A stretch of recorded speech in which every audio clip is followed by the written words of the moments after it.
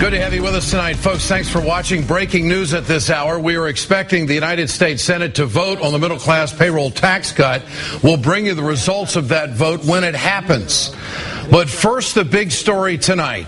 There is an attack on workers taking place in the United States of America. Many people know this. Corporate greed has changed everything. That's why people are in the streets. And we have developed a culture in this country in which workers, they're just not worth a damn. Now, the fight's taking place all over this country. It's probably even in your backyard. You don't have to go far to find a story like this. But tonight, I'm going to give you 3 unrelated stories from the news, and they all have the same conclusion. People at the top are getting paid millions, and the workers are getting screwed. First, American Airlines. The company filed Chapter 11 bankruptcy protection this week, despite having $4 billion in cash on hand. Now more than 100,000 workers and retirees will find their pensions underfunded. Then you have the story of Cooper Tires in Findlay, Ohio, a city of 40,000 people. Union workers at Cooper Tires were working without a contract and were locked out during negotiations. These workers, the last time around, they gave up $30 million in concessions in the last deal over 3 years. But it isn't enough for a company making $100 million in profits. Now Cooper is threatening to reopen the doors with other workers who get paid less. Then there's my backyard, Moorhead, Minnesota, home to American Crystal Sugar. 1,300 workers have been locked out for the past 5 months.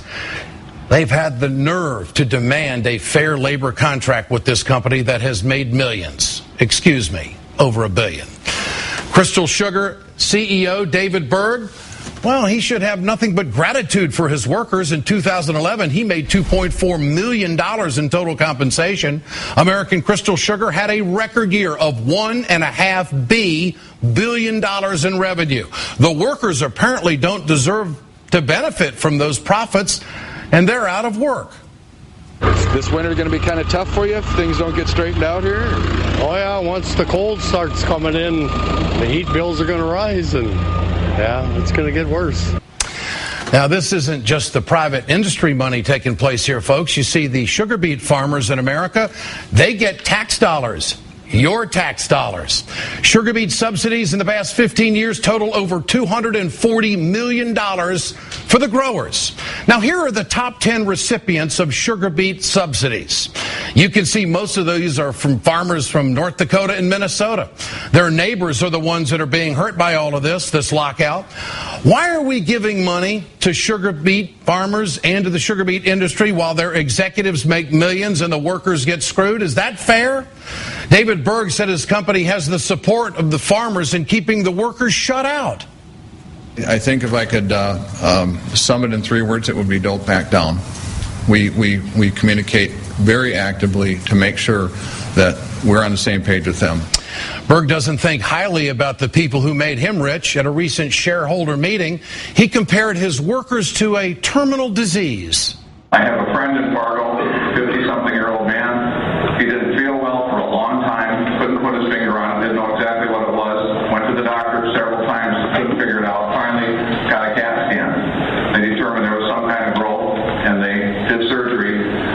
They removed a 21-pound tumor from him. That was a scary deal. He was sick for a long time. He didn't have energy. He couldn't eat. He couldn't digest. And I'm not saying a labor contract is cancer, but it affects you. It will drag you backwards. You can't do what you need to do. So a company that does $1.5 billion in revenue, the workers, hell, they're nothing but a cancer. So here we have, folks, 3 stories in 3 different industries in 3 separate parts of the country. It doesn't matter what they make. It doesn't matter where they come from. It's the culture of how workers are treated in America these days. There is an industry probably in your hometown you can relate to. It might not be sugar. It might not be tires. It might not be the airlines. But all over this country, corporations are making record profits and laying off workers, shipping jobs overseas and rejecting union contracts. Workers help these companies make a boatload of money. But the people at the top think the workers, well, they're a sickness. I don't like it when I see people getting crapped on for working hard so someone else at the top can do so much better. The greed will only stop when the American people make it stop. And you need to look at what is happening in the streets of America. That's why these folks are out, and that's why this is the 99% movement, and why it's taken place, and why it is so very much alive. Now, we're going to have a farm bill coming up in the near future, and the question of these sugar subsidies is going to come up. Now, think about this. Understand this. These farmers in this part of the country, they get subsidized. Does your business get subsidized? Okay, we got a cheap food policy in America, and it's important to feed people and let low-income people go to the grocery store and so they can buy food. And sugar is one of the very few industries that gets subsidized. But the farmers who are getting subsidized, they're making millions, and they're taking millions. The numbers don't lie. And what's happening to the workers at the sugar beet plant? Well, hell, we don't want to pay them. We're talking about workers that make $30,000, $40,000, and $50,000 a year. And you want to know where America's going?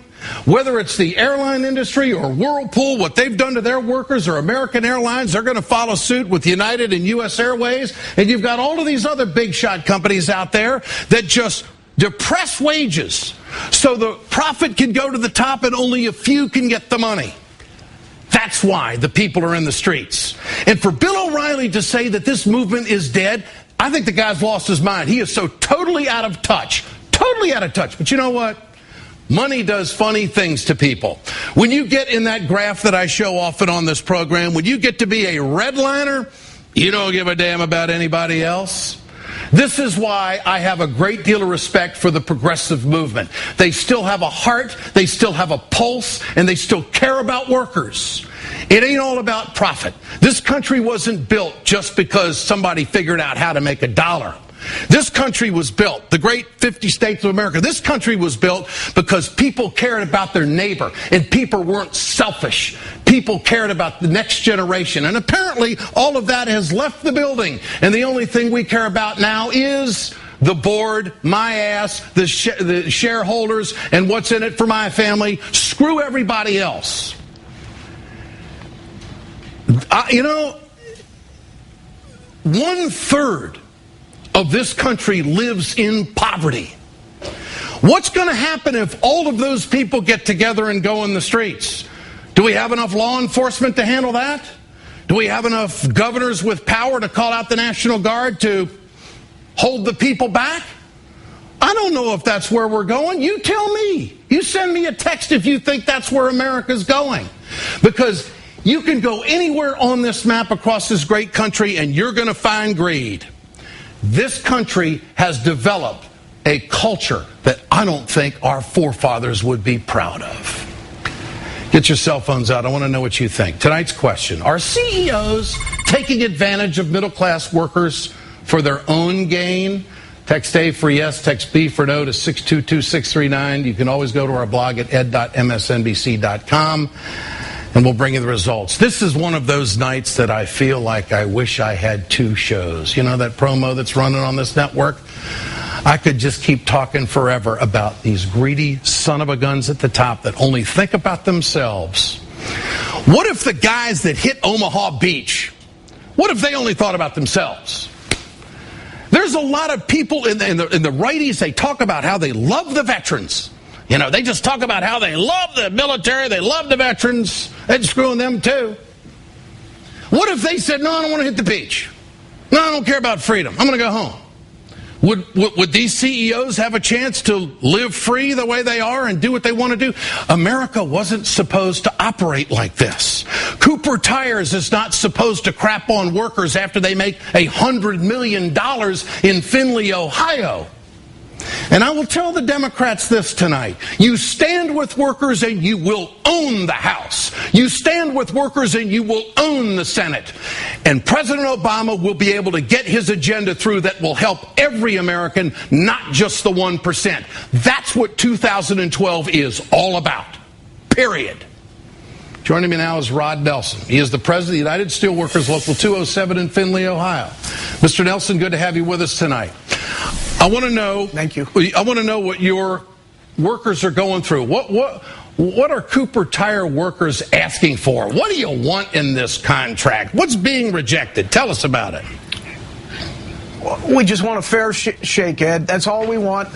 We've been at the negotiating table since September, and the company has not bargained with us. They had a contract there waiting for us. They haven't moved off that contract very much. They want to ram it down our throats. I got to ask you, what are you asking for? What do you want your workers to have? We want to be rewarded for bringing this company back to profitability. 3 years ago, our company was in dire straits. They lost $219 million, and we had a contract. And we all got together and said, we got to bring this company back on its feet. We offered the company a $30 million in concessions, and it did. It brought them back to profitability. And what they've done with that money, they bought a plant over there in China, and they lined their own pockets. The top CEO had a 50% wage increase, and they got plenty of big bonuses to go along with that. Okay, I am told that you want your workers to get another 50 cents an hour. Is that correct? That's our proposal. Okay, they won't even entertain that. All right, your proposal's 50 cents an hour. On an 8-hour day, that's $4 a day. That's $20 a week. That's a little over $1,000 a year raise. Is that correct? That's correct. Okay, for a company that made $100 million and they're shutting you out and they're going to bring in other workers that will do it cheaper. Is that what the story is? That is correct. So what are your workers going to do at this point? You were working without a contract. You're working without a contract, and then they locked the doors. So what are your workers going to do? Okay, we're manning the picket lines right now. We got about 40 workers out there, and we got their families in here. We're feeding their families tonight, and it should be a time where they should be out Christmas shopping. We shouldn't have to worry about where we're going to get our next meal at. Now, I said $100 million. Is that a correct number? I want to hear it from you. How much money did Cooper Tire make last year? Last year was $120 million. And this year they're doing pretty good, too. Merry freaking Christmas. Rod, stay with us. I want to bring in Robert Reich, former Secretary of Labor, currently a professor at UC Berkeley and author of the book Aftershock. Mr. Reich, what do you think when you hear this story? Well, Ed, what I think is not only about greed and also about the plight of average working people, but I think about the whole American economy. I mean, who's going to buy all the goods and services and things that companies make if Americans don't have the money in their pockets to buy them? I mean, we used to have a basic bargain in this country, and that basic bargain was workers got enough pay to turn around and buy the things that workers created. I mean, in 1914, Henry Ford paid his workers 3 times what the average factory workers got. And you know something? Why did he do that? Even though the Wall Street Journal called him an economic criminal, he did it because he said those workers are going to turn around and buy the Model T Fords that are coming off this assembly line. And they did. So we have developed, Mr. Reich, a culture in this country. Go after workers. It doesn't matter what they do. If they're a wage earner, it doesn't matter if they're organized or not. We treat them like furniture and move them around and sit on them and throw them out. That's where American workers are right now. Or is that an overstatement? Unfortunately, it's not an overstatement. I mean, look at the data, Ed. We learned just very recently, Commerce Department came out with this report, that profits as a percentage of the total economy are higher now than they've been since 1929, since before the Great Depression. But wages as a percentage of the total national economy are the lowest point they've been since 1929. What recourse do these workers have, Mr. Reich? What would you tell our other gentleman tonight, Rod Nelson? What would you tell them? Well, under the labor laws, they have some recourse, but the labor laws are not strong enough, Ed. I mean, that's the problem we have right now. When we have an economy that is based essentially right now on the idea that a very few people at the top get everything, they get, CEO pay is now 300 times the pay of an average worker. It was only 30 times the pay of an average worker 30 years ago. When that's the case, we need stronger labor laws. You know, we need an economy that is working for average working people, or otherwise this economy is not going to work for anybody. Rod Nelson, Robert Reich, thanks for your time tonight.